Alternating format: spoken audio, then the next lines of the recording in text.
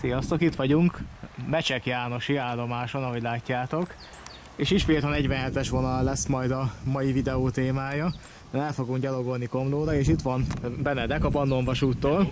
Sziasztok! Na, és akkor majd te fogod megmutatni azt, amit múltkor kihagytam az itteni bejárásba. Meglátjuk, hogy mit tudok újat mutatni, úgyhogy... Na meglátjuk, jó elállt a szél is szerencsére, és a nap is kisütött, úgyhogy most jó időnk is van. Délutánra jó időnk. Úgyhogy a Becsek Jánosi állomást azt már mutattam nektek. Ugye az is látszik, hogy itt azért van teherforgalom, mert most is ott vannak a fák, amik arra várnak, hogy egyszer majd elvigyék innen. Hát azok a fák az igazság szerint, amióta én kisgyerek voltam, azóta itt vannak? Azóta itt vannak. Nyilván van benne azért frissebb is, de hogy őszinte legyek, én március óta nem láttam nagyon rakodást. Hát pedig amikor múltkor itt voltam, akkor mintha több fa lett volna, tehát valószínűleg azóta is vittek el belőle. Az egészet nyilván azért autóval visz el belőle, mert itt nyilván nem csak vonatra raknak. Én egyébként annó nem is olyan rég próbáltam kideríteni, hogy mi van, hogyha sásdon rakják vonatra a fát, és azért van itt kevesebb. De meglepődtem, mert hogy Sásdon még kevesebb fát raktak föl, mint idén, mint itt. Úgyhogy egy kőöntő kialakítva, oda lesz a kőrakodás átpakolva, és akkor fognak menni a terautók, hogy egy régi Kossuth-bányai úton fognak elmenni Komló mögött gyakorlatilag, viszont Mánfa és Magyar Szék így nagyon-nagyon meg fogják szívni. Hát az biztos, mert ugye amit el lehet vinni egy vonattal, ahhoz azért mondjuk vagononként legalább egy kamion kell, és valószínűleg ugye nem konvojba fog menni mondjuk 10 kamion egymás mellett, hanem mondjuk egy vagy kettő fog oda-vissza bentlizni. Tehát az meg azt jelenti, hogy fél óránként vagy óránként lesz egy kamion, amelyik átcsöltet a falvakon. Pontosan. Ugye volt egy ilyen kisebb felháborodás arra, hogy Komlón keresztül fognak menni a kamionok. Hát ez végül el lett kerülve pontosabban tervezet szerint. A tervezet úgy van kialakítva, hogy nem Komlón keresztül fognak menni ezek a teherautók, de a szomszédos települések ezzel nagyon-nagyon fognak szívni. Rájuk így valamiért nem gondolt senki. Ja, tehát nem Komlón fog menni, hanem a környékbeli falvakon, tehát Komlót valahogy kikerülik, pedig Komlóról viszik. Van egy régi bányaút Komlón mögött, ami a régi Kossuth 3-as és B-tak nem kötötte össze. Régen még helyi járat is ment arra. És azt újították föl azzal a cél, hogy akkor majd arra kerülnek a kőbányai teherautók. És így lényegében ki tudják kerülni Komlónak a jelentős részét, de valóban a határtetői városrész, az egy ilyen kis kertes rész, Pécs felé, illetve Mánfának a nagy része, meg Magyar Széknek is a jelentős része ezzel nagyon-nagyon fog szívni. Meg Oroszló. Van tervezve egyébként egy elkerülő út, a 65-ösnek, a 66-osnak pontosabban az elkerülése, ami Magyar Széket és Oroszlót kikerülni, de hogy ez mikor fog megvalósulni, hát ez fene se tudja. Hát azt ki tudja, igen, mert most egy sima út megépítése is évekig tart. Igen. A vasút meg már itt van, tehát ott meg azért, ott meg egy tehervonattal el tudnának vinni annyit, amennyit 20 kamionnal is. Na, végül is akkor mi az, ami... Próbálom egyébként felidézni a videódat, hogy mi az, ami kimaradt. Nyilván ez lesz tervek szerint majd a végállomás. Elvileg itt lesz, tehát itt lesz visszabontva a váltókörzet után, amit megtaláltak. A bejárati jelző után egy picivel, azt hiszem akkor is elmondtad. Nem vagyunk egyébként messze Komló belvárossá. Hát egy 3 kilométer, hogyha jó. Becsek János ugye maga Komlóhoz tartozik, tehát nem önálló település, de... Na, ezt például nem tudtam.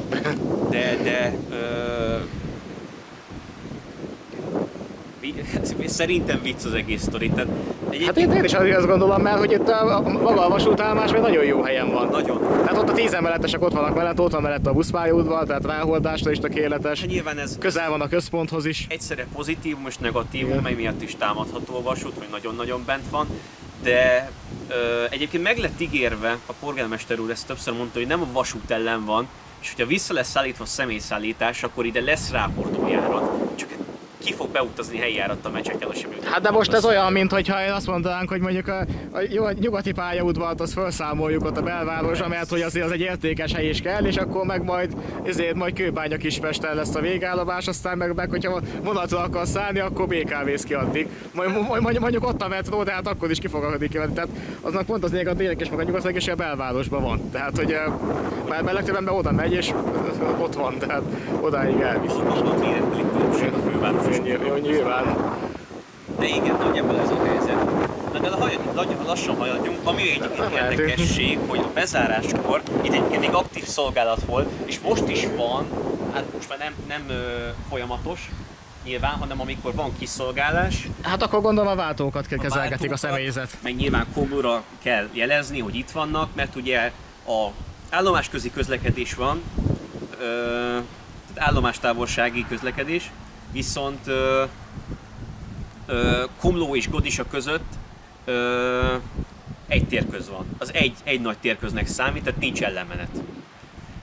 Jánosiba se lehet keresztezni, korábban Magyarszéken lehetett, de ott ki vannak már szedve a váltók, az is megállóhely lett visszaminősítve, és éppen ezért itt szükség van a forgalmi irodában, amikor kijönnek a tolatossal, és de a bezáráskor egyébként itt még volt rendes szolgálat, mert igen, emlékszem. Volt egy tekerős sorompó arra előrébb, ami azóta gyalogátkelős lett, vissza lett minősítve az is, és annak a tekerős sorompóját kezelték innen. Itt van egyébként az aknája, az előbb még meg is találtam.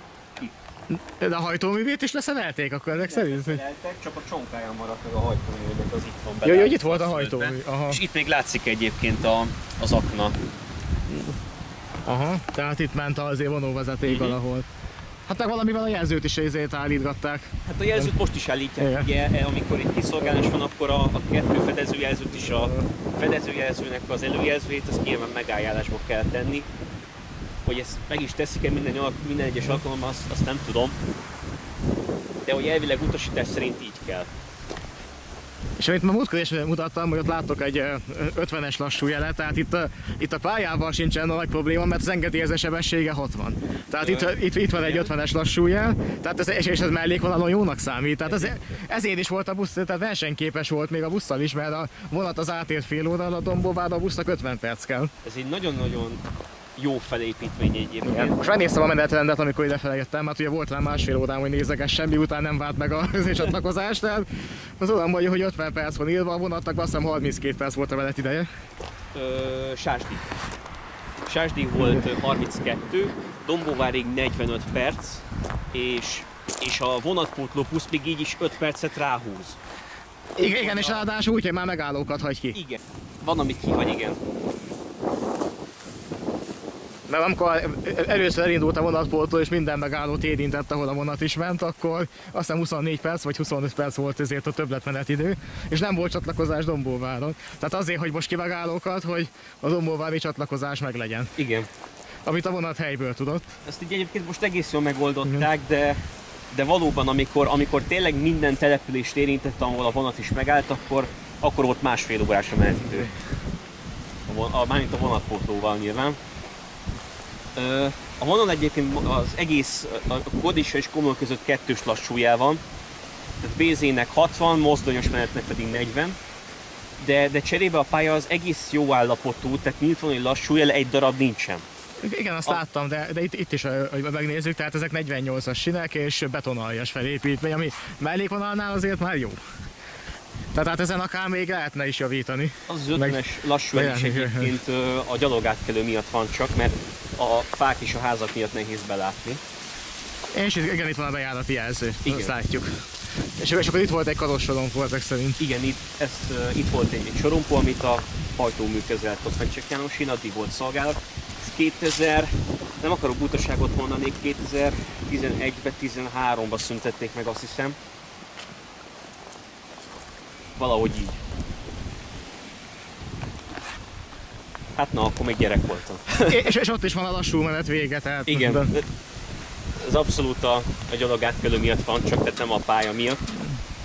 És itt még látszik egyébként a csonk szerintem. Meg hát ott az akna, az aknának a maradványa. Igen, és azt már múltkor is elmondtam erről a vonalról, meg mutattam a menetrendet is a vasútállomás mellett, ugye ott van a buszpályaudvar és ott van a pótlós menetrendje is, hogy pont abban az évben, vagy hát előző menetrendváltásnál vezettek be egy normális, ilyen utasbarátabb menetrendet is, ami miatt folyamatosan nőtt az utasszám. Egy nagyon használható menetrend, igen. De csak egy pillanatra torpant meg, mert amikor bevezették először az országbérletet, akkor az Intercity nem volt érvényes. Igen. Tehát volt egy pár hetet, kb. Egy hónapos ilyen átmeneti időszak, ez nem volt tisztázva, és akkor úgy volt, hogy az Intercity-re ugye meg kellett venni a teljes jegyet az országbérlet mellé is, tehát emiatt valószínűleg nem sokan használták, mikor a volánbuszra meg érvényes volt. Tehát ha bementél Pécsre, vagy akár Pestre, bármerre a volánbusszal, akkor elég volt az országbérlet. És a Dombóvártól igazából emberi időben Pestre csak Intercity-vel lehet innen fölmenni. De ugye ugyanez az Pécsre is. Igen. Tehát a személyi vonat, mire fölért Kelenföldig, addigra háromszor elundul az életedet, meg kockásra ülöd a hátsódat a flörtön. Igen. Tehát ezért is jár mindenki az Intercity-vel, mert az nem áll meg vidd el Bokorba. Na itt a 152-es. Elvileg idáig lesz elbontva a pálya.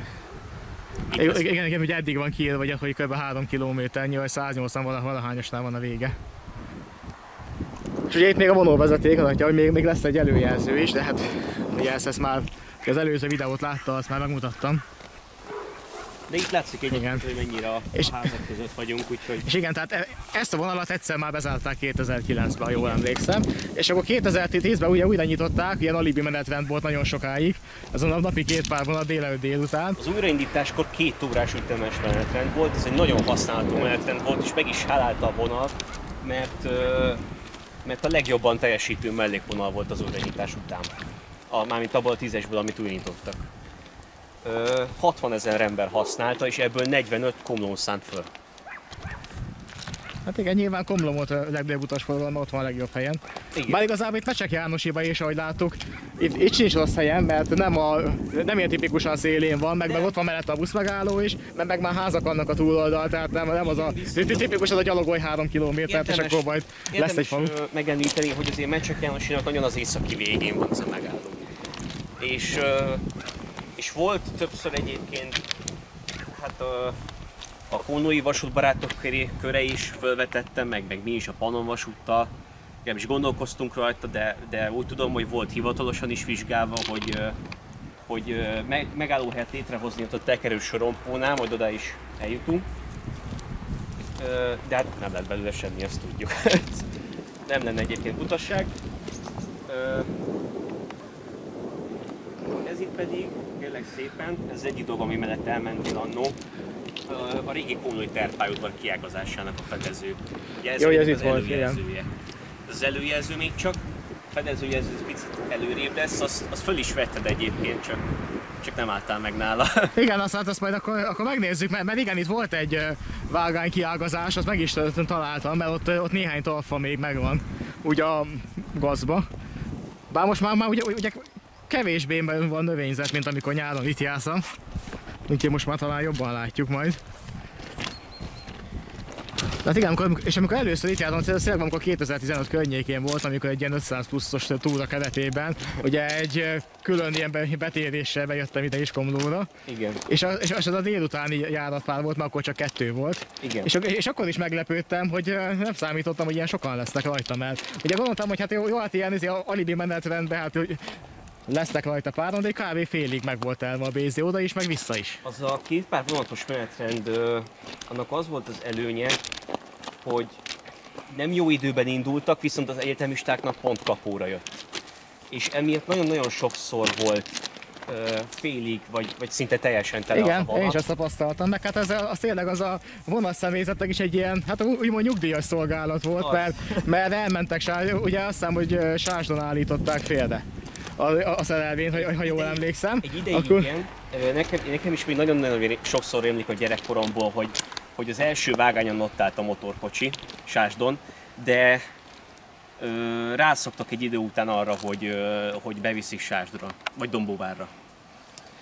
De akkor még tényleg úgy volt, láttam, hogy Sásdon ott volt félreállítva, onnan előre gurult és elindult Komlóra, tehát reggel a személyzet felvette a munkát, akkor csináltak egy kanyar Komló, ugye visszajöttek Sásra, és aztán ott 8 óráig ott pihenőidő, gyakorlatilag ott unatkoztak munkaidőbe, és utána még egy kanyarral még elmentek Komlóra meg vissza, és akkor ennyi volt a munka.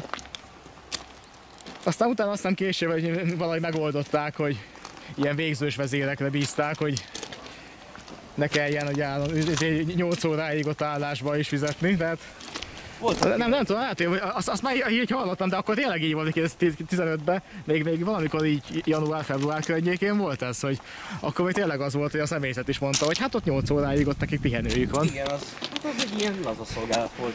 Voltak Baranyában egyébként nagyon sok ilyen volt. Például amikor még megvolt a heténybányai kiágazás, ugye arról is beszéltünk, majd egyszer elmegyünk arra, akkor is az volt, hogy az is egy olyan szolgálat volt, ami ilyen tipikus nyugdíjelőkészítő volt. És ezt még használják, ezt a sorompót? Igen. Tehát ez használható, tehát hogyha a tehervonat jön, akkor a személyzet letekeri. Így van. Ezt az előző videóban rosszul mondtad, de ez nem a személyzet kezeli. Képzeld el, hogy itt a vonal működésekor még 21 órás szolgálat volt.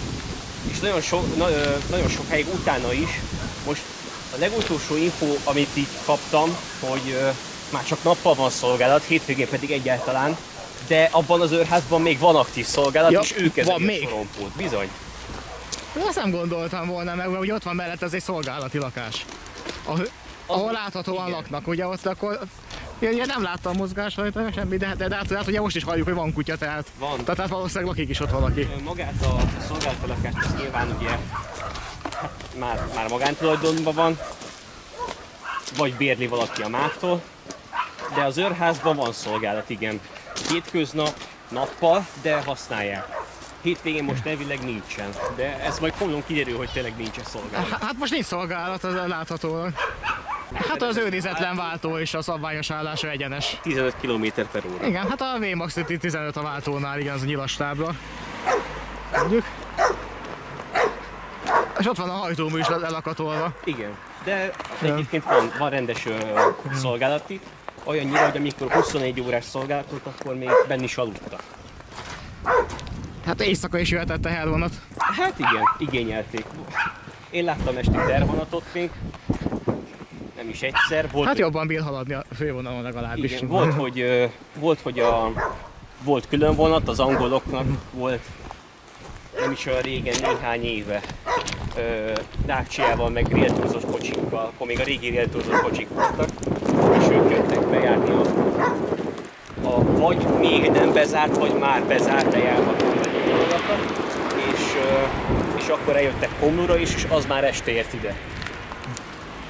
Meg ment vissza. Hát és most is lesz majd november végén egy külön vonat, ugye azt már ti szervezitek a Pannon vasútnál. Nem, az Andráséki, a komlói vasútbarát. Jaj, a másik komoly társaság, igen. Jó, tudom, de hát itt azért a 47-es vonallal sokan foglalkoznak. Hát, és gondolom, hogy összedolgoztok, tehát tudtok egymásról meg. Például a vonalbúcsúztatót, azt közösen szerveztük. Tehát, hogy lesz és idén is több külön vonat is volt már. Igen. Idén is tehát volt Uzsgyival is. Volt a bézés idén. Igen, bézés, igen. Meg volt... Most meg egy csörgős lesz, ha jól emlékszem, igen, egy csörgős lesz. Arra nem tudom még, hogy eljövök-e, lehet. Veszek el egy jegyet. Hát nekem most úgy tűnik, hogy van rá programom, aztán ha mégse lesz, akkor jövök nyilván. De ott lesz megint az emlékvonatozás Somogy-Szobra. Oda például megyek, azt tudom. Itt pedig Mecsek Jánosnak a fedező jelzőjének az előjelzője. Bizony, ez... Ezért van kihúzva eddig a vonóvezeték. Hát meg a sörház, a kiágazás, igen. Ugye. Bár azt már nem használják, azt látod itt elvesz a Suskásban is. De igen, és ott már látszik előttünk az őrház. Ahol nagyon sokáig volt egyébként szolgálat, miután már nem használtak a teherpályaudvart. Egész pontosan az utolsó rendeltetésszerű vonat, ami a teherpályaudvarról elindult, az 2003-ban volt, de akkor már csak selejtes kocsikat tároltak ott, és azokat vitték el fokozatosan nyilván szétvágni, meg egyéb dolgokra, finomságokra. De ténylegesen a legutolsó vonat az 2005. februárjában volt, arról van képem, majd megmutatom a telefonról. Nem én csináltam, hanem a Nagy Tamás, a Index Forumon Foma kollega. Akkor 1 éves voltam, hogy csinálhattam volna én. És az a vonat, az már a teherpályaudvarnak a bontásában dolgozott. És volt egy ilyen nagyon érdekes holt időszak. Azt mondják, hogy ez a kettő összefügg, nem tudom, hogy ennek van igazságtartama. Hogy amikor 2003-ban elment az utolsó vonat innen, mármint a teherpályaudvarról, akkor a MÁV nagyon sokáig tartogatta a teherpályaudvart, hogy jó lesz az még dolgokra. Sokáig volt szó róla, hogy ide költöztetik a vagy a személypályaudvart is, mert ugye ez már akkor is terve volt. Illetve arról is volt szó, hogy a kőrakodó is ide költözik. Ezért nem bontották el. Végül csak 2005-ben, amikor rájöttek, hogy nem lesz belőle semmi. És éppen ezért, amikor 2005-ben a Heténybánya jelágazáson elment az utolsó vonat, és amikor a MÁV rájött, hogy Hetényben már nincs fuvarozó, aki igényelhetné a szolgáltatást, a kiágazást, akkor azonnal nekiestek és elbontották egyből. Tehát mondhatni, Komló teherből okultak, és hogy mondjuk, hogy ennek van-e igazságtartalma, azt nem tudom, mert nyilván nem voltam ott a tárgyalóasztalnál, akik azt mondták, hogy akkor bontunk. De lehet, hogy van benne valami, mert tényleg összefügg. Elképzelhető. Összefüggnek a szálak. És akkor itt van a jelző. Igen, az a fedezőjelzője a kiágazásnak. És itt volt a kiágazás. Ja, picivel picivel arrébb, igen, az meg fog látszani, ott még a helye is megvan. Két kiágazása volt egyébként, egy ilyen a vonallal párhuzamosan viszonylag nagy pályaudvar volt egyébként. Tényleg hatalmas, több iparvágány is tartozott hozzá, meg nyilván a szénvonatoknak a kiszolgálása, a szénosztályozó is oda volt bekötve. Emiatt hatalmas forgalmat bonyolították. Hát a Kossuth-on egy kis vasút, amiről annyi fénykép van fel interneten, amit majd meg fogunk egyébként nézni terveim szerint, aminek a bejárata az ugye most a jelenlegi Lidl-lel szembe van, az Altáró. És közben megérkeztünk Komlóra, csak kimutatom, ott van a tábla. Igen, közút, igen, hogy az már Komló. Egyébként Kressz szempontjából egy borzalmasan idegesítő szakasz, mert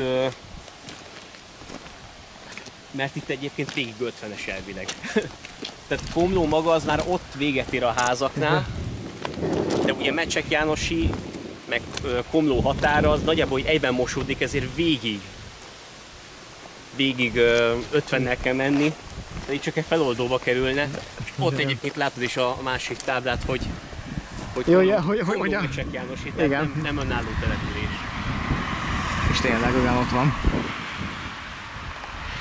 A nagyságát. Ja, hát olyan kiterjedésben, meg gondolom az ilyen kisebb küldte területeket már hozzácsatolták Komlóhoz. Igen.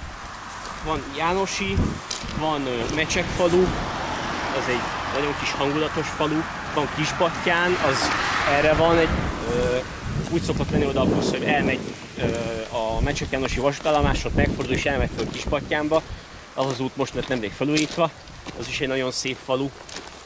Meg egy ideig Mánfa is hozzátartozott, de az végül elengedték, hogy akkor jó legyen önálló.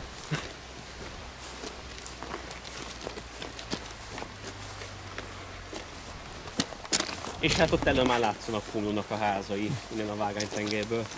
Kiágazás. Ja, hát itt volt, igen. Itt. Ez egyik ez volt az ölhely. A másik az ott volt a Tesco-nak a lábánál, de majd azt is látni fogjuk. Itt volt valahol egy váltó, és akkor itt ágazott ki. Itt konkrétan előtted. Ennek a mezőnek a területén volt a váltó, de még látszani fognak egyébként nyomok. Nem sok, de... És innen lehet ezt kezelni, igen. Itt van az akna. Hát OSB lappal be van nyomva. Talán ez a része nem, de hát itt sincs már meg semmi. Hát nincsen. Pedig mondom, itt nagyon sokáig meg is volt a szolgálat. Hát innen elvitték a berendezéseket, de idejéként ott volt. Igen, ott látszik az állító. De a másik, ez a WC lehetett. Valószínű.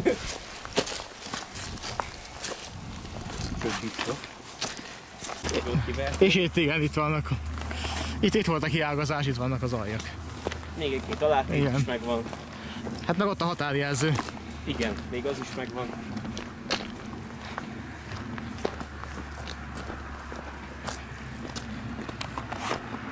És itt egy földkútban ér valahol véget.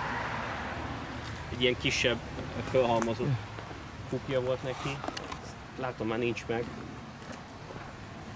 Na mindegy. És innentől egyébként nagyon érdekes, mert van ugye a fővonal, vagy hát a fővágány mondhatni, nem nyilván mellékvonalnak. Szép magyar nyelv, tudom használni, az a lényeg. És a teherpályaudvarnak a vágánya innentől kezdve folyamatosan emelkedik, és egy kisebb töltéssel mondhatni felül emelkedik a fővágányon. Ott pedig a másik fedezőjelző, a másik oldalé pontosabban, és annak még lesz egy előjelzője.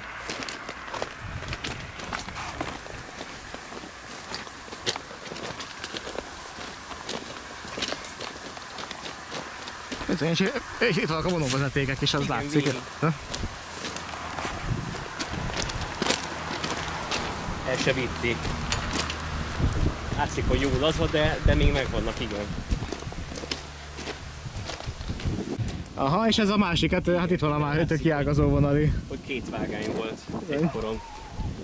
De nyilván a föld meg a dzsumbója zárakodott, de... De itt ment a másik vágány, hát az jól látszik. Itt még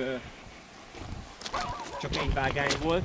Ez még mindig az emelkedő rész, nem vagyunk benne a teherpályaudvaron. De egyre közelebb vagyunk hozzá. És a teherpályaudvarnak az épülete, az egyébként a mai napig megvan és használják, nyilván már magántulajdonban, de még megvan. Meg vannak egyébként ilyen elszórt nyomok, csak az a baj, hogy akkor újra meg kéne kerülni Komlót, azt nem tudom, hogy bele fog-e férni a túrába.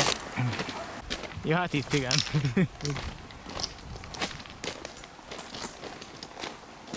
De hát mindjárt itt az a vonal is. Ugye jobbra el fog kanyarodni. Igen, van benne egy ilyen picike ív. Ez adta a teherpályaudvarnak a szépségét, hogy egyébként majdnem az egész ívbe feküdt. Már maga a teherpályaudvar, ugye nem a színosztályozó része. Úgy néz ki, hogy a terület az nagyjából ketté van osztva. A Pécsi úti fénysorompótól a templomig terjedő rész az közpark lesz. Halastóval, meg picike patakkal.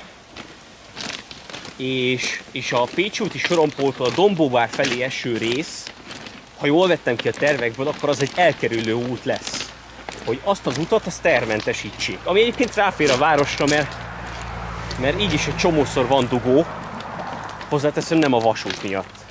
Jó, hát nyilván nem a vasút miatt, mert most még amikor volt is itt ugye az emélyforgalom, most azt, hogy 2 óránként elment egy BZ, az azért akkor a nagy azért egy automata sorompón, ami maximum egy másfél perces zárást csinál. Hát igen. Hát ahhoz... Bár nem automata egyébként, de ezt majd elmondom, hogy azt a személyzet kezelte. Hát meg azért a teher is átcsattok egy pár perc alatt, tehát nem azt csinál dugót. És itt egyébként még látszik egy átteresz, ha megfordulsz, érdemes le fölvenni. Ja, igen, ott a másik, tehát hogy itt látszik, hogy hol ment a vonal. A teherpályaudvar. Igen, hát a teherpályaudvar fele, igen, hát az, hogy hol ment. De hát amikor majd jönnek a kamionok fél óránként, vagy óránként ott keresztül, akkor vissza fogják sírni azt a heti 1-2 tehervonatot, ami miatt esetleg akár 3 percig is zárva volt a sorompó. Mánfa nem fog kiürülni, azt én most borítékba tudnám, vagy merném tenni. Kisebb összeget fölmernék rá tenni, mert az a falu, az egy gyönyörű, szép, szűk völgybe fekszik.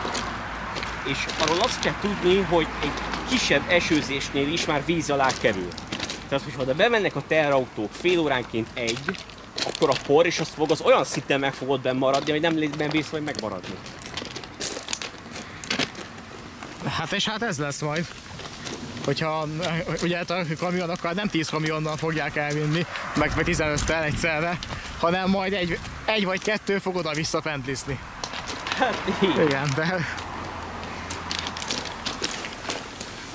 Tehát, hogy nem annyival lesz nagyobb a forgalom, hanem tényleg az, hogy... És ráadásul ugye visszafele meg üresen fog a kamion jönni, ami egyébként meg ugye pocsékolás. Pocsékolás is meg. Tehát égeti a gázolajat közben, ami pocsékol, meg hát plusz igen, tehát...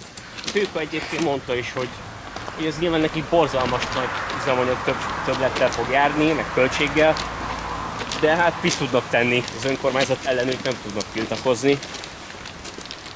Hogyha azt akarják, hogy a kőrakodó kimenjen Godisára, akkor ők azt mondják, hogy kimegy Godisára. Hát meg azért, hogy csinálnak oda egy parkot, most abban tehát egy vágány ekkora, mint ez, az még bele is illeszthető. Persze, csak... Tehát nem lenne az olyan nagy környezeti problémát, hány ilyen van? Végmegálló, úgy mint Körös nagy Harsány. Hát nem kell hozzá sok terület, hát megcsinálnak még egy vágányt, ahol körbe lehet járni, hát azért arra is volt már példa a történelemben. Volt. Hát meg esetleg még egy, amiben, de hát akkor is maximum 3 vágányból megoldható, mert még kell még egy, ahova tervakonokat beállítják. Hát most például ott van Kőszeg, ugye, ahol eredetileg azt hiszem 4 vágányos állomás volt. Hát most van 2. Most van 2, igen, de cserébe meg ott a modern intermodális csomópont, közös buszvonat peron, és fele akkora lakossága, mint Komlónak. Hát igen, ez meg a másikat is megoldották. És nem azzal van a gond, hogy ott kevés, mert ott nincs teherforgalom. Tehát annyiban azért másabb Komló, hogy Kőszegen nincs teherforgalom, viszont befér. Meg ott lehetne azt még tovább fejleszteni, tehát nem oda kellett volna azt intermodális csomópontot tenni, hanem valamit rendtény jelleggel egy beljebb vinni a belvároson, a Kőszegen meg a szélén van a városnak a vasútállomás, viszont be lehetne vinni villamosként. Meg Szombathelyen is be lehetne vinni a belvárosba villamosként. Az, hogy a szélén van, ez ugye a szombathelyi villamos, az a világ legrövidebb ideig, vagy az ország legrövidebb ideig üzemelő villamos hálózata volt. 10 évig. Hát nem, azért, mert megvolt az elég sokáig. 1970-ben, amikor szűnt meg. Vagy a Soproni? A Soproni volt az. Igen, akkor kevertem. Szombathely nagyon sokáig megvolt, és még akkor is nyereséges volt, mikor megszüntették. Sokáig az volt a terv, még a településnek a területrendezési koncepciójában is az van benne, hogy a buszpályaudvar és a vasútállomás egyszerre költözik együtt a teherpályaudvarhoz, a Tescohoz. Viszont ebből az lett, hogy a buszpályaudvart helybe felújították, a vasútállomás az nem ott lesz, és volt még egy ilyen kósza gondolat egyébként, hogy a fűtőerőmű is kiköltözik, azt meg nyilván lemondtak róla elég hamar. Egy erőművet átköltöztetni azért nem... Hát nem működik az még egyáltalán ott. Működik, viszont... Na mindegy, ezt majd ott elmondom. A lényeg az, hogy a vasúti szállításokat nem igényel egyáltalán, és maga az erőmű is nagyon takarékony van. De ezt majd ott elmondom. Mert most már egyébként nem vagyunk messze. Itt van ugye az elágazásnak az előjelzője. És nem vagyunk már messze Komlótól sem. A Komlói előjelzőtől. Minden közben haladunk, és akkor ott ment azon a magas töltésen? Igen, ez itt mellettünk mindig a teherpályaudvar. Itt már valószínűleg egyébként több vágányos volt. Most így hirtelen nehéz belőni, hogy pontosan hol kezdődött maga a teherpályaudvar. És itt balra egyébként látsz egy üzemet. Ja, ezt itt. Igen. Ez az a neve, hogy figyelj, nem BMW, hanem BVM. És idáig 94-ben szűnt meg azt hiszem a kiszolgálás, és ez például nem a teherpályaudvarról szolgálták ki, hanem a személypályaudvarról. Ennek volt az a csatlakozó vágány, amit ott észrevett. Ja, akkor ez... Előrébb, igen. Ja, betonelem gyár volt? Olyasmi. Hát mint ami Pesten is volt egy BVM, ami az Andor utcai vontatóvágányt használta nagyon sokáig. És szerintem utoljára ők használták. Két irányú, hoppá, itt valaki elhagyott egy izét. Ez egy kétirányú iparvágány volt egyébként, mert ugye volt a kiágazás, és erre el tudtál menni ide, másik irányban pedig egy építőipari vállalat volt, ez nem egy védőcsonka volt, hanem arra is folytatódott a vágány, és a mai Tesco helyén volt egy építőipari vállalat, ott onnan meg azt szolgálták ki. És ezeknek a vágányoknak, ennek a két vágánynak nem volt közvetlen kapcsolata a teherpályaudvarral, ezért azt Komlóról szolgálták ki. Városház térén állt. Ja, ez Lenin szobor itt van? Lenin szobor.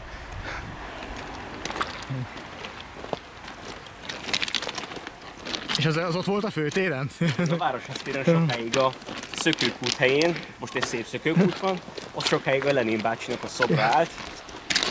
És elvileg valahol ide van elrakva, bár én egyébként nem láttam a szobrot személyesen. De ismerek sok embert, aki igen. Az olyan lehet, mint Békésen a Niké szobor, amelyik úgy nézett ki, mint egy kiköpött rágógumi. De sokáig ott volt a Széchenyi téren, aztán most nem tudom, ellentmondásos infók vannak róla, hogy elvitték onnan, hogy hát valahol megőrizték a városházán belül, vagy azt, hogy kivitték a Kötespartra, annyi mindent hallottam már. Nem nagy táv egyébként, amit megszüntetnek, csak pont a lényeg. Hát igen, pont a lényeges része, és igazából egészen eddig azt látok, hogy nem sok értelme van felszedni, mert nem sok helyet foglal, és igazából nem nagyon lehet ide hasznosítani, hát meg most mert semminek nincs útba. Tehát most... Szóval 125 éve itt van. Igen. Kicsit több, most már 127. Igen. Hát kb. Körben nőtte a város. Volt egyébként a 60-as években egy nagyon komoly felújítás a vonalnak, akkor kapta ezt a felépítményt, és akkor épült ki az új épület is, akkor adta el ezt a hív hangulatot, és vált ezzel nagyon komoly és erős felépítményű szoci mellékvonallá. Hát igen, akkoriban nyitottak itt a bányák, gondolom, aztán. Hát akkor volt igen erős. Hogy elég intenzív forgalom volt, ameddig a szénbányák nem merültek ki. Addig vinni kellett. Vasút maga is egyébként emiatt épült, úgyhogy... Magyar Szék is egy 4 vágányos állomás volt egyébként, és nem tudom, hogy nézegette, de egy baromi hosszú vonatfogadó vágányai vannak, azért, hogy a szénvonatokat tudnak keresztezni. Hát hány ilyen vonal volt, és ugye kicsit szerencsésebb csillagzat lett volna, akkor még villamosították is volna, mert a teherforgalom az intenzíven meg volt, és sok ilyen vonal úgy állt, hogy... A 70-es évek végén még be volt jelölve, hogy villamosítandó mellékvonal. Hát azért ilyen volt az ózdés, hogy azt is elkezdték villamosítani pont az ilyen nagy szénkitermés ügyenek miatt. Hát ugye a Kazincbarcikánál ugye elapadt a forrás, de addig kiépült. Na és itt a másik vágánynak a helye. Ja, na itt van már, igen. Tehát itt ágazott ki az, amit mutattál. Itt tekerős sorompó volt. Az pedig egy térvilágító osztott, tehát az már teherpályaudvarnál volt, igen. És ezt akartam mutatni, csak mindig másról beszélünk, hogy ez végig megvan, és itt le tudod így követni, hogy ott előrébb is van egy... Igen, ott is van egy térvilágító, és itt volt teherpályaudvar. Ha itt átvágnánk egyébként az nagy alagátérben, akkor oda jutnánk ki a teherpályaudvarnak a területére, majd mondom, lehet eljövünk arra, csak akkor megint vissza kell sétálni.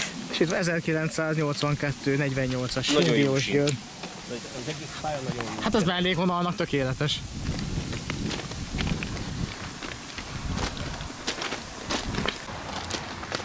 Hát ez simán végig rongyolt a BZ-60-nal. Hát ez gond nélkül. És valószínűleg ennél gyorsabban is tudna menni. Vitatkoztunk. Minimális dolog kéne hozzá. Vitatkoztunk egy-kétszer, hogy volt-e valaha 80-as ez a vonal. Én próbáltam utána nézni, és nem nagyon találtam olyan menetrendet, mert egyébként nagyon-nagyon szűk ívek vannak benne. Már ilyen 64-es-szerű, csak nyilván azért több benne mégis az egyenes.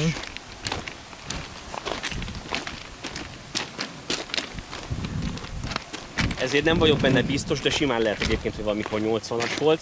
Ez pedig nyilván az előjelző, de ezt már nem használják. Hivatalosan nincs kirakva, hogy használhatatlan és ne vegyék figyelembe az utasítást, mert ugye az előjelzőt meg is lehet haladni körültekintéssel.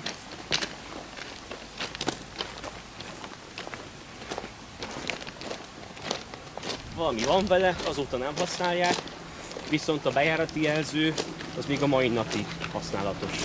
Majd azt is látni fogjuk. Nyilván hát van forgalma a vonalon, csak személy nincs. Igen. Kedden csütörtökön volt egyébként kiszolgálás, meg van elvileg a mai napig megrendelve. De most már elég ritka, hogy mindkét nap meg is tartják, mind a két nap jön is a tolató. Én így emlékszem, mikor kisgyerekként mind kedden és csütörtökön is jött. Akkor még volt, hogy BZ-pót, meg Interpici volt, meg ez a vonal egyébként nagyon sokáig a dombóvári puposoknak a fenségterülete volt. De itt egyébként volt MD-mot is, nagyon sokáig. Volt közvetlen hálókocsis vonat Budapestre, meg volt közvetlen vonat Balatonszentgyörgyre. Na azok lehettek a jó vonatok. Arról még fénykép is van az interneten. BY meg BHV kocsikkal megy a csörgő Balatonszentgyörgy felé. Hoppá, egy sörös üveg. Hát most is, mikor már jött azért a 2 órás ütemes menetrend, akkor is ugye azért is növekedett az utasforgalom, meg főleg így hétvégente, mert Budapest fele jó volt a csatlakozás. Nagyon. Hogy bement Dombóvárra, ugye az nagy. Tehát az volt egyik legjobb a menetrendben, hogy Dombóvárig bement. Meg azt, hogy lett egy normális ilyen 2 órás ütem, és az ugye folyamatosan nőtt az utasszám. És ilyen nőtt volna az még jobban is, hogyha nem zárják be. A forgalom az most is megvan, és úgy tapasztaltam, meg ahogy hallottam, csak hát akik eddig ugye, mert általában a kollégistákat, amik utazótáskákkal mennek vissza, akkor a szülőkocsival kiviszik a vasútállomásra. Ugye nyilván, mert nem ott laknak. Hát igen. Hát most annyi változott, hogy nem a Komlóira viszik ki őket kocsival, hanem Dombóvárra vagy Pécsre. Igen, egy Pécsre vagy Dombóvárra. Mert ugye a pótlóbusszal nem mennek, mert ugyanez, hát eleinte nem is volt csatlakozás Dombóváron, hát most meg ugye meg kényelmetlenebbek, meg az utazótáskákkal nem férnek föl. Hát van utassal azért hála az ének a vonatpótlónak. Hát valamennyi van nyilván. Ugye ez most az a kérdés, hogy használjuk a vonatpótlót, vagy nem, melyik prezentálja abban, hogy vonatot akarunk. Az utasok azok megvannak, tehát ők azért utaznak, mert az igény megvan rá, hogy Pestre kell jutni. Csak ugye mivel itt úgy kényelmetlen már, hogy a pótlóban viszont ugye elmennek Dombóvárig és ott szállnak vonatra vagy Pécsen. Hát igen. Azért azt tegyük hozzá, hogy a Komlói vonalnak a legnagyobb hibája nyilván az, hogy nem Pécsre vezet. Mert akkor tényleg verhetetlen. Hát akkor biztos, hogyha elmenne Pécsre, akkor... Így, hogy Dombóvárra így nyilván nagyon-nagyon leszűkül annak arra a rétegre, akik vagy Budapestre akarnak utazni, vagy esetleg Kaposvárra. Dombóvár és Komló között nagyon ingázó nincs. Esetleg még a kisebb falvakból utaznak be Komlóra vásárolni, vagy iskolába, de ez meg nyilván elenyésző. És nem feltétlenül igényel személyszállítást, de az utasszámok azt mutatják, hogy azért van kihasználtsága. Volt pontosabban. Ja, hát és volt, és hát ugye ez mindig és egész szép kihasználtsággal ment. És ilyen most ugye a statisztikákból látszik, hogy visszaesett mióta nincs vonat. De azért van, és jó, hát igazából minden vonalon visszaesett valamilyen mértékben, ugye csak a Nagyatádinál van ilyen minimális emelkedés, vagy inkább stagnálás, de ott inkább meg annak lehet a számlájára jönni, hogy az kalauz nélküli vonat volt. Valóban. Most ugye a buszon meg, hát ugye a sofőr megveteti vele a jegyet. Persze. Csak hát most már ez is ilyen elenyésző, mióta Vármegye bérlet van, tehát most már akkor már inkább megveszi az, főleg, hogyha diák. Tehát... Igen. Teherpályaudvar és a szén, hát ez már inkább a szénosztályozónak a területe. Ott majd jobbra látni fogjuk az altárót, az is most lett felújítva, az is bányászépület volt, most meg ilyen cégeknek lehet ott központja, még irodát bérelni. Hát ez már ipari parkká vált nyilván. Ja, de akkor még itt is volt a teherpályaudvar ezen a részen. Igen. Lassan itt vagyunk a Tesco-nál, és itt lesz valahol az a váltó, ahol visszacsatlakozott az ott, ahol a 20-as lassú van? Nagyjából igen. Így az év után nem sokkal volt a kitérő. Itt a talpák már látszanak. Ja, igen, ezt is láttam a múltkor. És itt mintha már jönne is közelebb. Igen, és itt volt a váltó. Minden igaz. Tehát itt lehetett a váltó. Igen. Ez a 20-as, ez pedig már Komlóhoz tartozik. A Komló állomás maga 20 km/órás. De ezen kívül tényleg semmi lassúja nincs a vonalon. Tehát mármint azt leszámítva, hogy nyilván ugye a Mecsek Jánosi kitérő 15-ösek. Nem azt meggondolom, ott az állomás előtti sorompó miatt van. Ott, ahol azért a régi erőműbe ott bevezet egy út, tehát azt most nem hiszem, hogy hatalmas nagy forgalma lenne.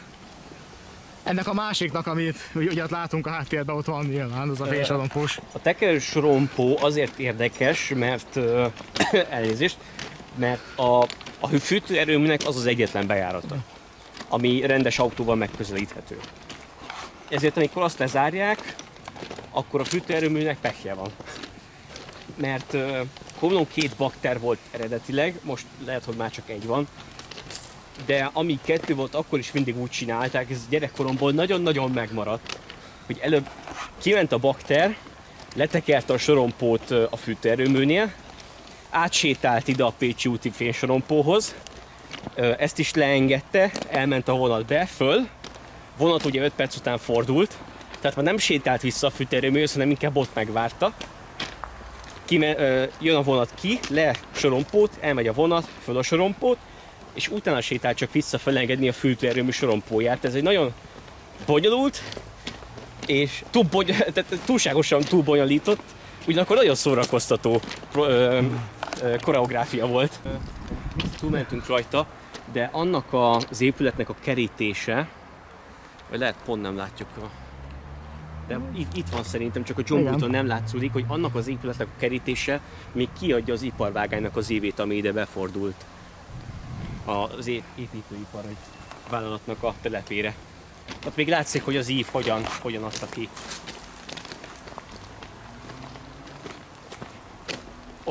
Ott a sarkán látszik, hogy elkezd kanyarodni az épületnek a fala. Na itt mindjárt megmutatjuk innen, igen, innen már jól látszik. Aha. Nyoma már nincs a vágánynak, de igen, itt a... Nem, mert nyilván meg kellett emelni. Lehet, igen. Az egészet meg kellett emelni a... Hát itt feltöltötték a benzinkút meg a Tesco miatt. Igen. De hogy itt egyébként kiadja az évet. És még itt meg volt a régi rendező, mert ott van még a térvilágító is. Hát ez már inkább a szénosztályozónak a területe, de igen. Ott egy picit előrébb megyünk, akkor már látszani fog a másik kiágazása. Ott látszik már a jelző is a távolban. Igen, az már Komlónak pályárati jelzője. És ott vannak a 10 emeletesek, tehát itt a bánya területénél. Ez már a belváros. Hát ezt gondolom a bányával együtt építették szolgálati lakásnak ezeket a nagyobbakat. 10 emeleteseket? Hát gondolom a bányászoknak szolgálati lakás, hogyha berendelik őket, akkor hamar be tudjanak élni. Van egyébként bányász kolónia Komlón, új telep. Az ott van amellett, ahol én lakom. Az volt az, amit kifejezetten a bányászoknak építettek, ez inkább csak a városnak a fejlődése. De valóban komplett új városrészek születtek, Szilvás, Kökönyös, ekkor épült föl. Mennyien laktak Komlón? 25 000 körülbelül? Most ilyen 20 000 körül. Hát ráadásul ugye már pont Békés meg Komló volt, aki versengett az legnagyobb lélekszámú vasút nélkül a településért, és hát ugye Békésen adtak olyan 23 000 körülbelül régebben, de most már csak 18 000. Csúcskorában volt 35 000. Hát valószínűleg akkor, mert általában ilyen 20 000-es városokban 10 emeletes paneleket nem építettek. Ugye Békésen sincsen, csak 4 emeletesek. Igen. De egyébként döbbenetes, hogy mennyire rövid idő alatt lett ebből a picike kis parasztfaluból, ami egykoron Komló volt, egy ilyen hatalmas nagy város. Hát ahogy találták itt a bányákat és megnyitottak a bányák, utána az fellendítette. Ez pedig már az iparzaja. Hát meg aztán jött a vasút, ilyenkor azt szokott ilyen hogy fejlődésben, hát ugye Békés is azért nem fejlődött úgy, mint Békéscsaba, meg Gyula, meg a környékbeliek, mert ugye akkor 19. században ott békésiek azt mondták, hogy nem kell vasút. Környékbeli fuvarozók felretszelték a népet, mert konkurenciát láttak a vasútba. És ezért vitték Békéscsaba fel a fővonalat, mert egyébként Gyula meg Békés fele vitték volna. Nálunk is vannak még ilyen apró lőfogósák arra, hogy egyébként volt adva egy építési engedély egy Komló-Pécs fővonalra. Az még szép lett volna itt, csak itt a dombokon keresztül azért mondjuk eléggé, hát ilyen 64-es vonalvezetés lett volna, kerülgetve a dombokat. Hát igen. Vagy elvitték volna ott, ahol most a közút megy? Nem egészen. Hát ugye ez nyilván sosem épült vonal, csak nehéz is elképzelni, hogy mi lehetett az ekkori nyomvonal. Nem tudom, mert erről egyébként sosem láttam térképeket, csak ténylegesen az újságcikket olvastam, hogy kiadták az építési engedélyt az 1800-as évek végén. Csak nem lett belőle semmi. Hát már lehetett, valószínűleg akkor lett volna egy olyan, mint a 64-es, hogy azért ott is azért épült ilyen a körútvonalvezetésre, mert dombozati viszonyokat, meg dombokat kerülgetett, mert az akkori technikával nem lehetett ezért költséghatékonyan legyőzni ezt a lejtviszonyokat, és még így is hány helyen, hogy Dágoló 64-es neked is ismerős, akár 10 méter magas töltések is. Nagyon-nagyon sok helyen van. 2010-ben egyébként előkerült, hogy mégis meg kéne ezt építeni. Bár akkor mindenki vasútépítő álmokat szült, tehát akkor újra elkerült a Palota-Bozsok-Mohács megépítése is, de abból se lett semmi. És akkor úgy képzelték el, hogy alagúttal elmegy ki a régi Kossuth szállítóaknának a környékére, ott a régi kővasútnak a nyomvonalán elkanyarog valahogy Hosszúhetényig, és ott a Hosszúhetényi kiágazásnak akkor már csak nyomvonalán keresztül fordul be a 64-esre. És így jut el Pécsre. Nyilván ez egy nagyon kanyargós nyomvonal, pláne, hogy mivel a vonal durván a 64-esen keresztül vezetett volna. De hogy ez volt elvileg az elképzelés. És jó lett volna, tekintettel arra, hogy én is, most már durván lassan 5,5 éve ingázok Komló és Pécs között reggelente. Ez pedig közben a bejárati jelző. Bizony, hát azt mutattam korábban is, hogy közben elértünk addig, mert hát nyilván ezek az igények megvannak most is, tehát a Pécs-Szeged kapcsolat is hiányzik, mert is lenne rá igény, tehát az megvan, csak ugye nyilván a 64-es újraépít, egy felújítása az már nem ezért érné meg, viszont egy új nyomvonalon ezért egyenesebben megépíteni. Most már mostani technikákkal már meg lehet, alagutakkal, meg hidakkal. És akkor egyenesebben meg lehetne csinálni ezt. Én azt hallottam, hogy Pécsváradig volt esély arra, hogy a jelenlegi nyomvonal, és utána teljesen újjon. Hát még Pécsváradig nincs is benne annyi kanyarabban, még lenne is valóban. Hát meg az jó helyen megy. Meg azért Pécsnek a belterületén már a nyomvonal adott, tehát hát ott, nehéz lenne korrigálni. Ott már ott, és nem is megy olyan rossz helyen, tehát ott azért még be lehetne fogni akár ilyen helyi közlekedésbe is. Hírd, meg Pécsvárad, nyilván ezt meghálálná. Meg hát a Komló-Pécs forgalom is meghálálna, mert egyébként csúcsidőben itt csak Komló-Mánfa-Pécs között 5 percenként indulnak reggel buszok. És mindegyik tele szokott lenni.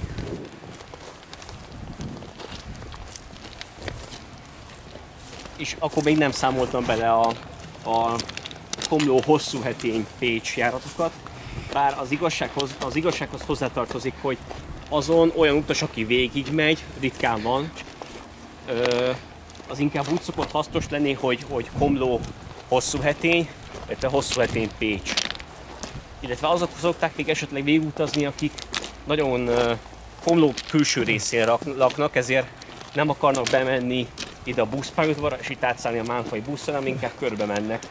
Vagy túlságosan elvetemültek, mint ilyen volt a 7 mérföldes Zajtáról is, hogy félbeszakíthatlak. Lehet már pont nem hallották, bár azért még hallatszódik. Ez Komlónak a régi gőzkürtje a fűtőerőműben.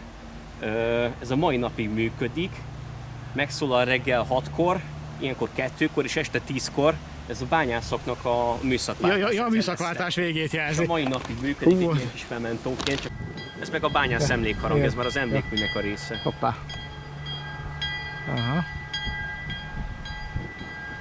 Na, mégis csak jókor jöttünk. Aha. Először azt hittem, a Sorompót engedik le. Nem, ez a legújabb emlékműve egyébként a bányászoknak, majd később megnézzük. És annak a harangja szokott ugyanúgy felcsendülni.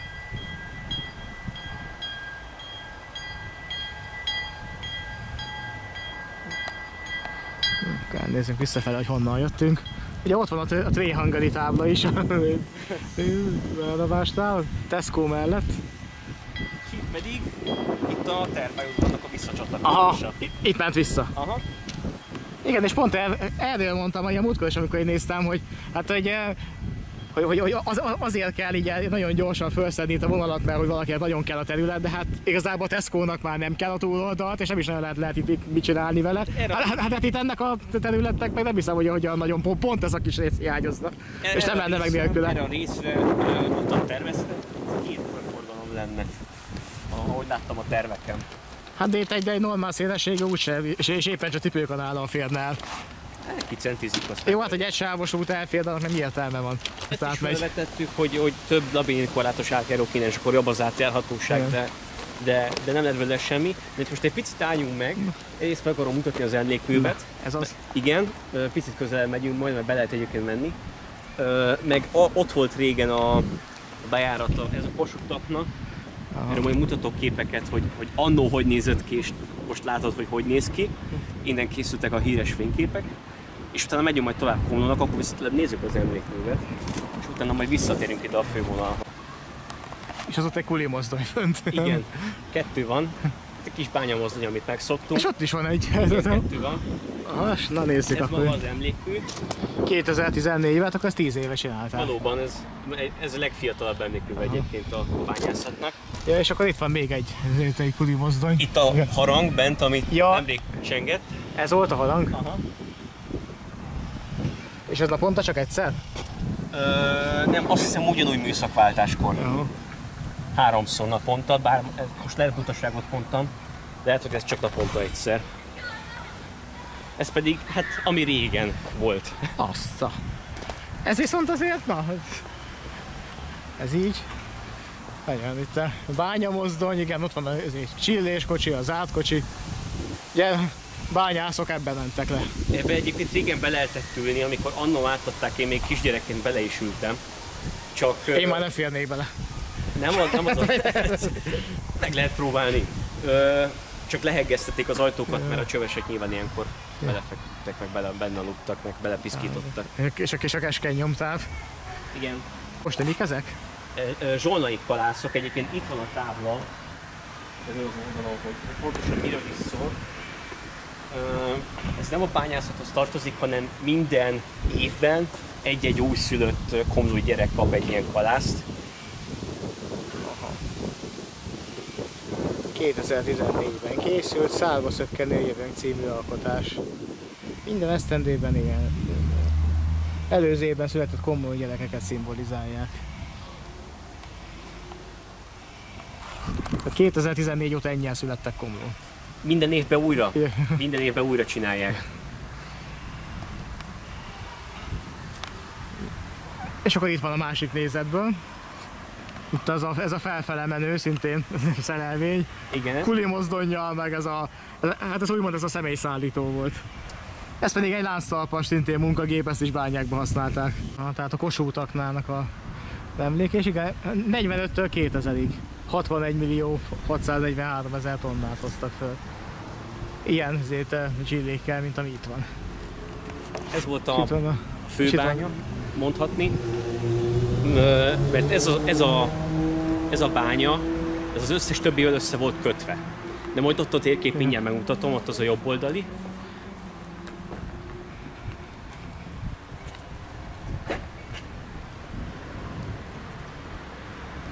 Kossuth-altárói akna. Hát a 2000-ben szállt be a bánya, akkor merült ki. Igen, hát 2001-ben hagyták föl teljesen, de igen. Az Zobákatna volt az utolsó.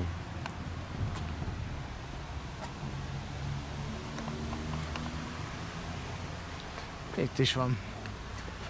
Itt vagyunk most a Kossuth-aknál. Igen. És ott a kőbánya onnan. Itt vagyunk, várjál, hogy van? Ott a hőedémű, ott itt a vasútállomás, itt vagyunk most. Aha. És a föld alatt így volt összekötve, valahol itt lakok én. És így ment. Igen, volt egy ilyen kis föld alatti kis állomás, itt volt az Anna akna, ez a mai napig megvan. Itt az a kőszállító kisvasút a kőbányába, ami annó volt. Itt a kőbánya. Itt volt a régi Hírdi homokvasút, ment Hirdre. Komló-Hird 760 mm-es közvetlen összeköttetés, tök jó volt. Mondjuk nagyjából 10 évig üzemelt, egy picit több. 60-as évek végén szedték föl. Itt a Béta akna. Ez a bányászat, amit mondtam, hogy most felújítottak, így megy az út. Hogy van?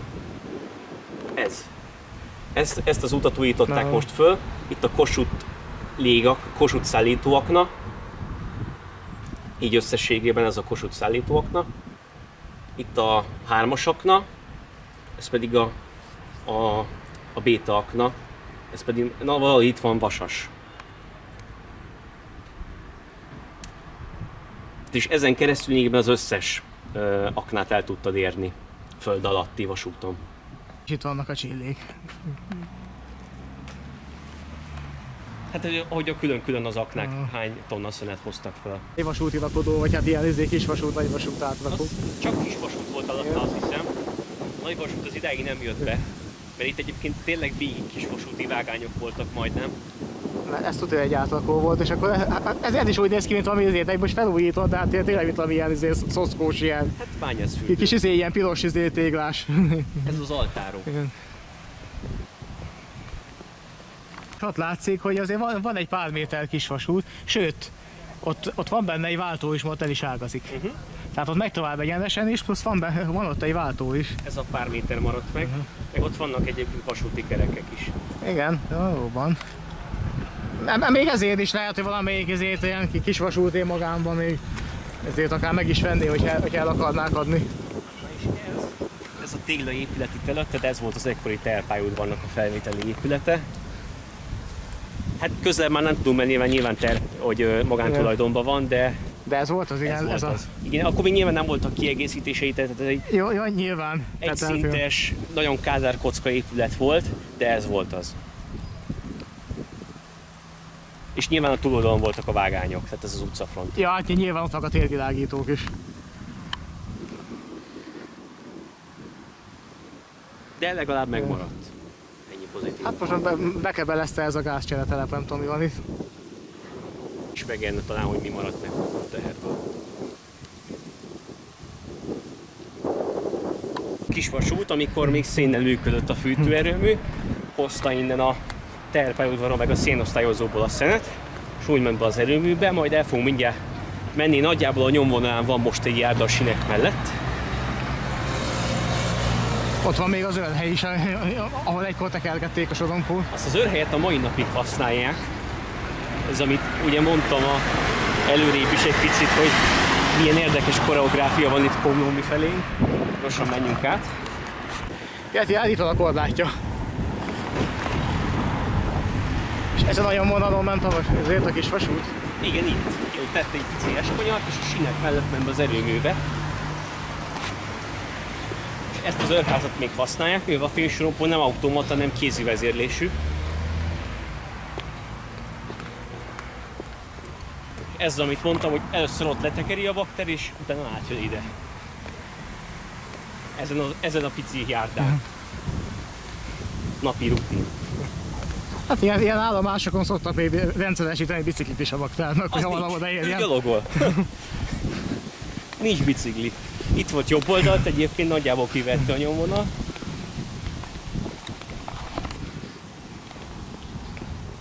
Ott ment be hátul a fűtőműbe, nem? Ott azon a kis ott a kerítésnél, igen, ott a kiskapunál. És itt ment be akkor ezen a kapun. Ezen a kis vasút, igen, és azért is jövök ide. Ám mondjuk a másik oldalról jobban látszik szerintem, picit feljebb jössz, hogy innen majd kivehető az iparvágány, ami bement az erőműbe. Ezt kisgyerekként nagyon szerettem nézegetni. Ja, ha picit leviszed a kamerát, pont látszik. Aha, ott van a sín. Ott van, látszik. Majd látni fogjuk a pakurának a lefejtőjét, mert az még megvan. De ma már pedig földgázzal üzem, hogy egyáltalán nem igényel a vasúti szállítást. Viszont elvileg továbbra is fönn kellene tartani elvileg az iparvágányt, és véletlenül át kellene állni újra pakurára, vagy vasúti szállítású földgázra. Azt tudom esetleg egyébként még így javasolni a kedves nézőknek, az ott a piramis, úgy hívjuk, hogy piramis, az egyedileg Komlóra lett tervezve. Ja, az ház az ilyen lépcsőzetes. Igen. 5 emeletesnek indul és 10 emeletes lesz a vége. Igen. Ennél már csak tapolcájobbak azok ilyen össze-vissza panelek, ami ilyen van, össze-vissza alakzatban vannak. Az is egyedi építésű. És itt jobb oldalt látod az iparvágányt. Igen, itt van. És ott a vége. És itt van az állomásról az özetbe. Ja, és ott vannak attól a fók innen, ezért dobja fel a hálózatra az államot. És akkor mielőtt még bemenjünk az állomásra, nyilván itt a tekerősorompó, ezt is használják még a mai napig. Erre szeretném felhívni a figyelmedet. Ja, ez a vágány, itt el van vágva. Így van. Kérlek szépen, egy fordítókoronghoz vezetett, mert Komlón még az is volt annó, sőt 2 is. Ott volt a fordító. Ott igen, még meg is van a betongyűrűje, mindjárt azt akartam mondani, hogy nézzük meg. És ez volt itt a fordítókorong? Ez a fordítókorong. Ki is vehető. Bizony. Tehát itt nagyon látszik, igen. És innen kezelték. És ez mechanikus volt, vagy egy hagyományos, ez egy kézi? Hát azt nem tudom. Erről még fényképet sem nagyon találtam. Tapolcán láttam ilyet, amit még kézzel kellett tekerni. Igen, a tapolcai az kézi, az én is tudom. Ezt nem tudom. Bár nem üzemel. Még anno a 424-est ott fordították meg, emlékszem. Tudom, már még lehetett is tekerni. Valamelyik retro hétvégén, tudom, én is tekertem.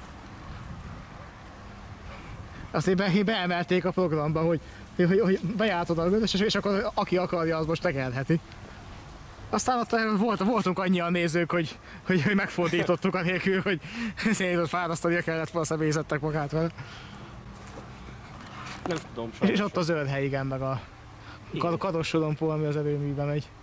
Igen, és a fűtőerőmű. Fűtőerőmű ZRT. Igen. Hát igen, itt az állomás, ezt már láttuk korábban is. Tehervagonok most is ott vannak, várják a követ, tehát lesz majd megint kőszállítás. Hétvégén nincsen. Hetente kétszer van. Hát megrendelve, igen. Amúgy általában csak hetente egyszer szokott jönni. De viszont akkor most elértünk arra a pontra, amikor mesélhetek, hogy itt régen nagyon nagy élet volt. Tényleg hetente kétszer jött a tolatós, egy csomó fát raktak Jánosiban is, a kőből is, változó mennyiségben, de volt. Volt, hogy nem csak ilyen szép pirosokat, hanem még ilyen héves zöld kocsikat is hozott. Meg volt, hogy pűrekocsin vitte a követ, olyan változatos volt. Ez volt ugye a dombóvári pumposoknak a fő bevetési területe. Hát most már nyilván elsősorban a Szergelyeké a szerep. Illetve most már azért sem, mert ugye tavasszal a Kargó átállt arra, hogy a saját gépével tolat. Úgyhogy most már dízel trax. Akkor jön csak Szergely, amikor nagyon nincsen más. Mutatok néhány fényképet is. Ott volt egy csonkavágány, ahol ezt megrakták, ott van most a buszparkoló kialakítva. Na, haladjunk akkor szerintem sorba, felvettem mindent. Ebből látszik, kilátott hátulra 3 darab csonkatároló. Én még láttam, hogy ide kocsikat állítottak be, illetve itt is tároltak selejtes leállított kocsikat. Arról is van fényképen, majd mindjárt mutatom. Ez itt jobbra, lehet picit ellenfényes lesz. Ez itt a pakurának a rakodója, a leszívója. Illetve hát mögötted ugye az erőműnek az iparvágányok. Ja, persze itt volt a bevezető, igen, ott van a fűtőcső is. Picit közelebb néz, akkor odaérsz a kapuhoz, látni fogod, hogy a kapu mögött rögtön egy fordítóporong van. És ez viszont biztos, hogy kézi volt, ezt tudom. Mert ez egy nagyon picike, olyan, mint ami Kecskemét alsón is van. Még a tábláról egy picit olvasható, hogy maximum azt hiszem 5 km/h, de lehet, hogy 15, inkább 5. Aha, és itt is van a táblai fordítókorong. És igen, itt látszik is, itt van. Ez még megvan rendesen. Nyilván korhat, meg be van töredezve a deszkázata, de még megvan. De megvan. És ott a vágány bal oldalt, azt ment a trafóállomáshoz, ha jól tudom. Ha, ott látszik, és ott van. Meg itt van mellettünk, igen, a trafóállomás. Itt zúg mellettünk a nagy trafó. Hát egy nagyon kevés káramot tud fejleszteni maga az erőmű. De igen, amit mindig el akartam mondani, csak mindig megszakadt, mert más volt a téma, hogy a fűtőerőmű maga tartalékon van. Én legalábbis így tudom, hogy a fő komlónak a fűtését, azt elsősorban a főszerepben már a zobák aknai erőmű látja el, amit biomasszával fűtenek. És az erőmű maga, ami ugye még földgáz, az már csak akkor segít rá, hogyha nagyon kell. Még működik, tehát szó se legyen arról, hogy megszűnne az erőmű, de hogy úgy tudom, hogy a főszerep magáé az a zobák aknai biomasszáé.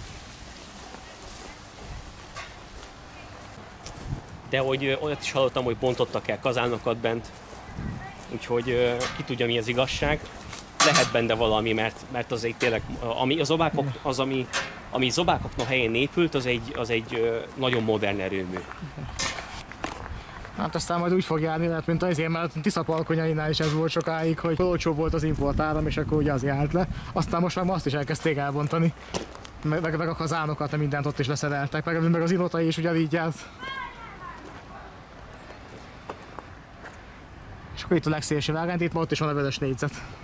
Igen, ezt már nem használják. Tudod, ott is volt egy vörös tárcsa, az nem tudom hol lett egyébként.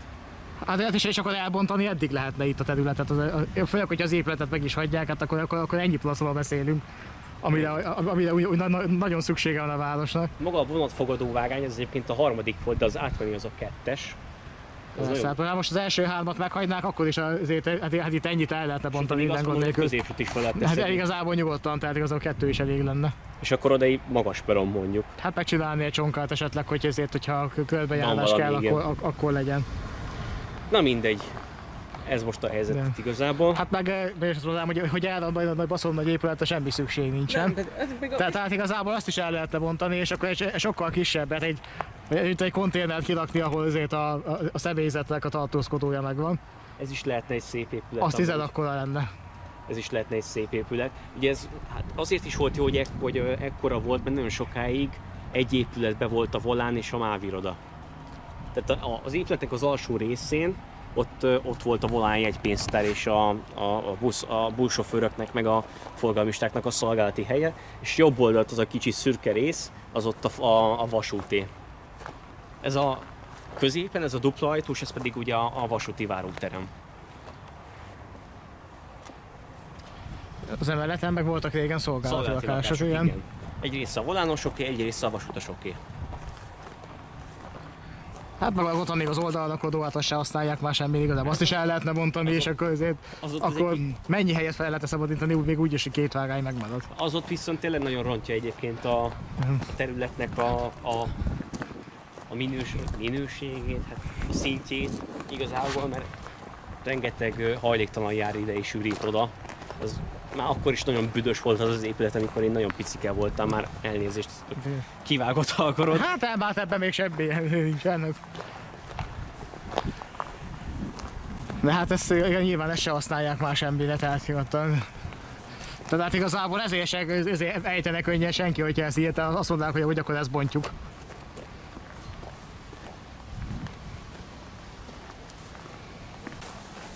Ez pedig itt a 3 tároló, és ami még így érdekes, hogyha egy picit jobbrább megyünk, hogy itt ugye van még plusz egy vágány, egy 4. Csak ennek már az állítóműve sincsen meg föl is van szedve, meg minden baja van.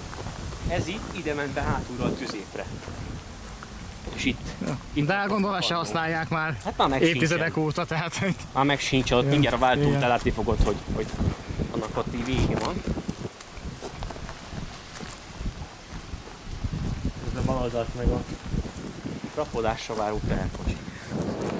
Igen, ezt már így néztem. De egyébként milyen szép új fővizsgás az össze.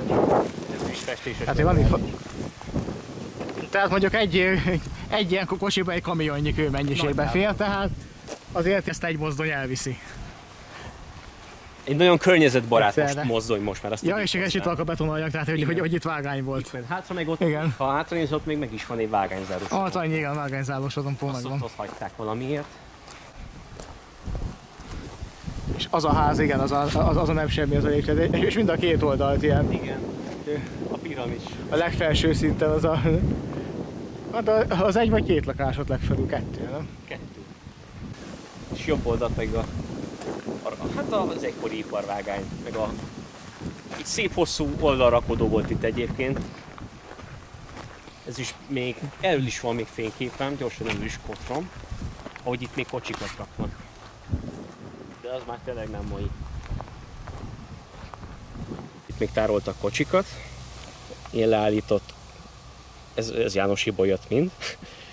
És itt a legszélső vágányon is, meg mögötte is tároltak kocsikat. És itt volt ez az oldalrakodó. Itt még akkor nem volt kerítés nyilván. És hát ha van még róla még több képem. Ott még kivettük.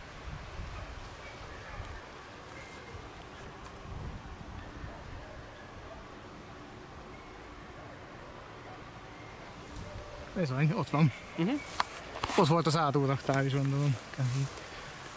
a tetején, ahol most ez a mobilház van. Igen, ez a könnyű szerkezetes kis raktár. És ez volt egyébként a leghosszabb vágány, ez itt egész addig odáig a domboldalig bement. Ott is van egy ütköző, csak már nem látszik a zöldtől.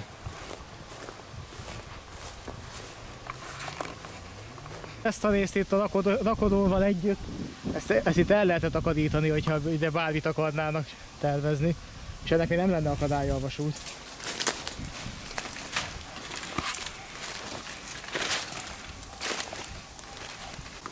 Ez is nemrég lett egyébként felítva, és visszaalakítva. Mert hogy itt eredetileg is 4 kapu állt, de olyan stílusban, mint ami a jobb oldalt van, az most egy világháborús emlékmű. De nyilván a világháború után útba voltak, és lebontották őket a szocik. Viszont nemrég visszaépült mind a 3 maradék kapu. És most lényegében úgy néz ki majdnem a tér, mint annó. Bár ezek a kapuk nyilván már kicsit leegyszerűsített formában épültek újjá. Nem tudom előtt. Ja, ez a kőszállító vasút. Igen, a kőszállító kisvasút. Viszont egy idő után, amikor ezt a bányászok megunták, akkor átfúrták a hegyet. És ott látszik is az alagút. Az egy kisvasúti alagút. Az ott szembe? Igen, ott ment át a kőszállító kisvasút. Ott van valahol a vége hát az volt a régi mozi igazából, most a Caritasnak a háza. És ott van.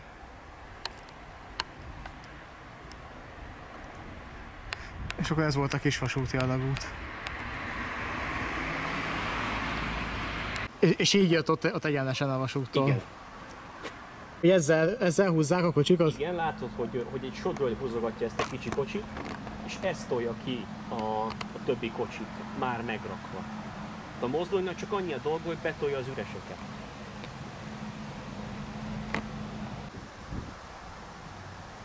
Szóval ott van egy mérlegház is. Igen. És akkor innen. Teherautókról. És akkor innen rakodják be. Ide beáll a teherautó, és innen rakodják be a köveket. Ott a jobb oldali végén van egy kődöntő, azt pont nem látom, mert ott a kerítés. Oda áll be és oda önti be, és onnan pedig futószalagon önti majd rá a vasúti kocsikba a követ, de ezt majd a másik oldalról szerintem jobban látjuk, mert itt vagyunk le az utcában majd. Itt viszik ki és önti be a kocsikba. Na persze, hát itt rakják meg akkor a teherkocsikat kővel. Ez pedig a gépháza az izének. Igen. Igen, itt van a kőrakodó. A sodronynak. Bizony. Ott látszik is, hogy súlyokkal működik, bár ez gondolom egyértelmű volt. És nyilván a rakott kocsik súlyának függvényében hozzák el a kis kocsival gyakorlatilag a rakottakat. Itt van a masina.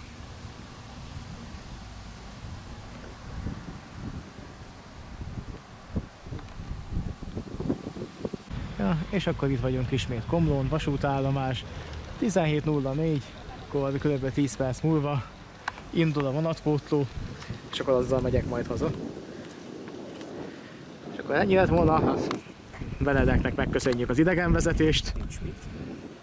És remélhetőleg még a jövő héten lesz ebből videó is. Főleg, hogyha majd küldöd a képeket, hogy legyen mit bevágni, akkor hamarabb lesz. Értesítjük tisztelt utasainkat, hogy autóbuszjárat indul Komló kötvényes végállomásra 17 óra 5 perckor. Az egyes hát nem, 1 perc hamarabb elmegy a vonatpótló. Én meg elmegyek azzal, úgyhogy sziasztok, ez a videó az ennyi lett volna. Köszönj el a nézőktől. Hello, hello, hello, sziasztok. Hello, hello. És akkor várjuk a krédót, aztán irány vissza.